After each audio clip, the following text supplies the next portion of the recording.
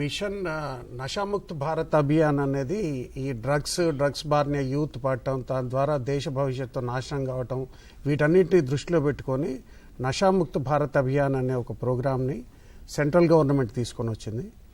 దీంట్లో ఏంటంటే ఆ యూత్ ఎవరైతే దాని బారిన పడతారో వాళ్ళ కౌన్సిలింగ్ ఇవ్వటం కానీ, వాళ్ళని తీసిపోయి డీ అడిక్షన్ సెంటర్లో చేర్చడం కానీ, తర్వాత వాళ్ళ కౌన్సిలింగ్ సెంటర్స్ ఏర్పాటు చేయటం కానీ, తర్వాత అదేవిధంగా వీటన్నిటి ప్రోగ్రామ్స్ చేయడానికి కొన్ని నిధులు కేటాయించి యువతని దీని నుంచి రక్షించడానికి ఒక ప్రోగ్రాం తీసుకున్నారు. అదే నషాముక్త్ భారత్ అభియాన్.